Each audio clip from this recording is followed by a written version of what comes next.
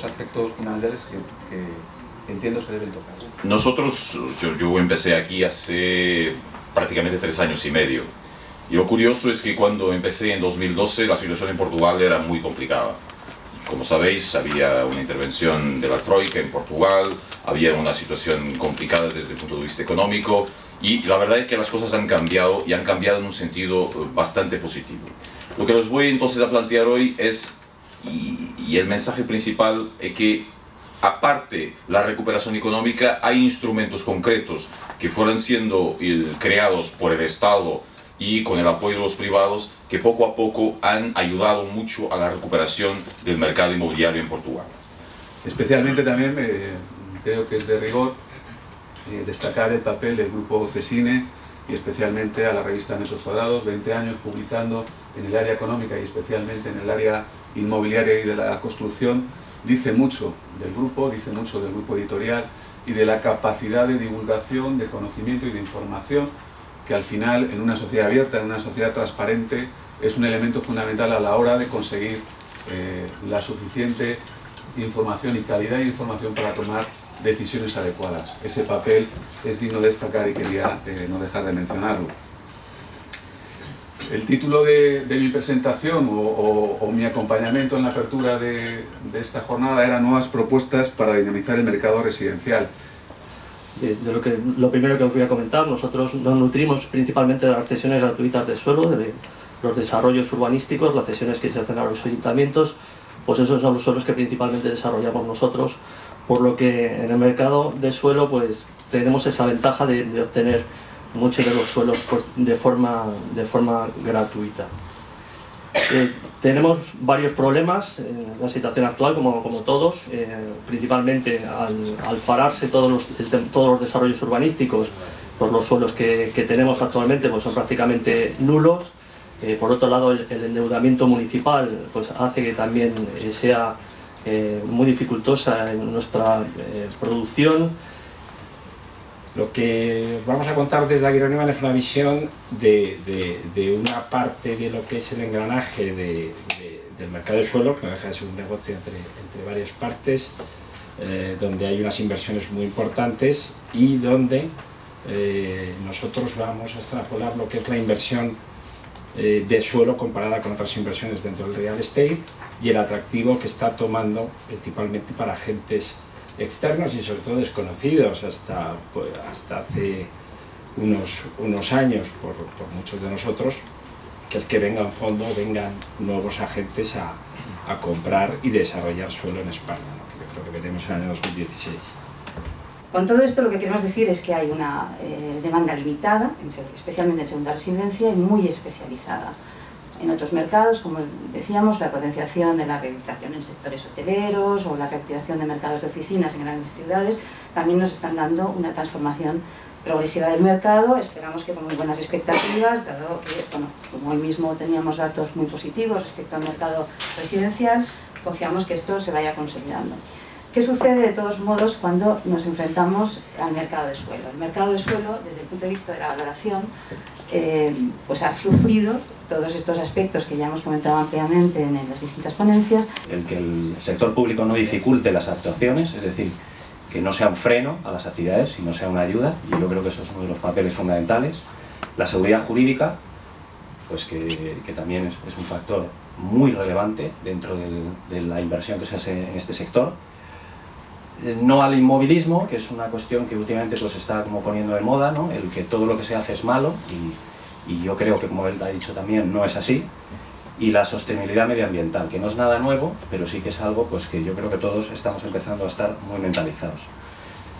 Igualmente, también por hacer un nexo de conexión con la ponencia que ha dado Pablo de Aguirre Newman, pues comentaros que dentro de lo que son las cooperativas, sí es verdad que se ha sufrido una cierta evolución de un sector que otrora estaba muy asociado a la vivienda protegida, incluso a la periferia de Madrid y a suelo finalista, pues a un modelo en el que se ha evolucionado hacia la vivienda libre, incluso una vivienda libre de altísima calidad o de lujo.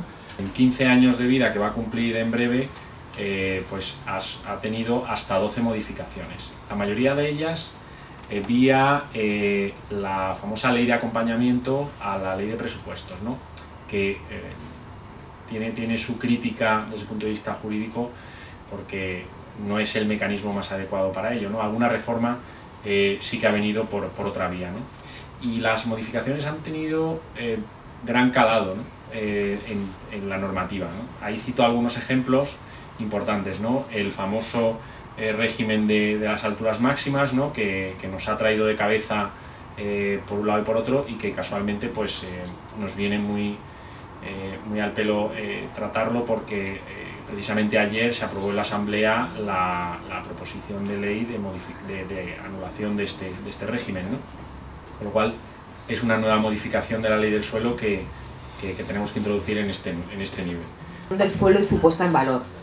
La puesta en valor actualmente es especialmente importante debido a las grandes carteras de suelo que siguen teniendo las empresas, que han depreciado muchísimo su valor, más del 70%, como todos sabemos, sobre todo en residencial, y sobre todo también actualmente debido a las grandes compras que se están haciendo, no solo como por cooperativas, como se decía en la mesa anterior, fondos, promotoras y también ahora mismo promotoras constructoras, como ocurría en la etapa anterior a la crisis.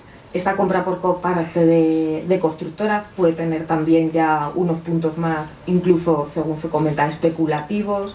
Hay una nueva tendencia en el ciclo y nos parece muy importante ver cómo añadir valor a estos suelos, cómo gestionarlos y cómo ponerlos en mercado de la forma más óptima posible. Fijaros que el papel nuestro, el papel de los servicers, son estos agentes nuevos que han aterrizado en el mercado para gestionar bastante el lío que tienen los bancos con todos los temas de suelo, de viviendas, naves industriales y demás, de préstamos incluso del sector inmobiliario.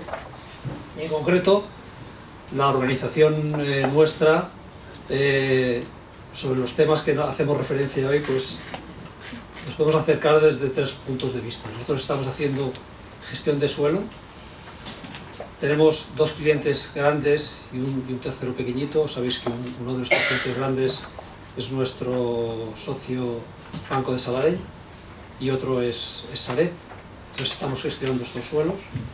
Por otro lado, estamos vendiendo suelos y en tercer lugar estamos haciendo promoción delegada tanto para Banco de Sabadell como para Sareb, que estamos empezando. Otro enorme problema para gestionar este tipo de carteras es la cantidad de activos que tienen. Como decíamos, pues solo en suelo, en la primera de las carteras, nosotros manejamos 13.000 activos. Podéis hacer una idea de lo difícil que es manejar ese volumen de activos, ¿no? Y luego, por último, la calidad de las mismas, ¿no? O sea, gran parte de esas carteras que manejamos tienen un porcentaje de activos que realmente como valor en el mercado es tendente a cero, y algunos incluso los valoramos como negativos, ¿no? Y eso, que sobre todo para que lo entienda un cliente y saber qué hacemos con ellos, pues para nosotros es complicado, ¿no? Bueno, insisto, la gran dificultad de gestionar estos volúmenes, ¿no? Son enormes. Yo en mi vida profesional creo que no he trabajado más horas en mi vida que las que trabajo hoy en día, y sin embargo nunca he tenido la sensación de que me faltan tantas cosas por hacer como hoy en día también, con lo cual por eso seguramente también me parezca tan complicado, ¿no? Nosotros llevamos 1 año y medio trabajando con 2 inversores, porque yo siempre veo que todo el mundo dice tengo un inversor, y luego nadie tiene inversor. O sea, a la hora de tal, pues no aparece nadie, o aparece alguien que ni siquiera es un... no sé. Llevamos 1 año y medio en la búsqueda de ese inversor, cuando nadie buscaba ese tipo de inversores y cuando no venían, la verdad. Es decir, no llegaban. Llegó alguno que se fue porque bueno, las operaciones que se estaban haciendo no les gustaban, y hay alguno que ya se ha quedado. Es muy complicado trabajar con ellos para que inviertan en este sector de promoción sostenida, que es lo que queremos todos, ¿no? Una promoción sostenida, porque aquellos que están ya haciendo promoción con una demanda solvente en venta en plazas importantes, pues lo están haciendo. El mercado inmobiliario lo ve como un reloj, es decir, lo que ve es que en la época de la crisis lo que había era una variación de precio de las viviendas bastante importante y una variación en las ventas de los inmuebles también bastante importante. Eso de repente cayó en una crisis porque lo que pasó es que empezaron a decaer las compraventas, pero los precios siguieron manteniéndose. O sea, las compraventas, los precios empiezan a caer, y ahora estamos en una fase otra vez de recuperación. Yo estoy con las personas de los services que decían que todavía no estamos en una especie de burbuja porque todavía no hay mucha venta, pero ya empieza a notarse ese reloj y que volvemos otra vez al punto de partida de ese reloj inmobiliario que empezamos con la crisis, ¿no?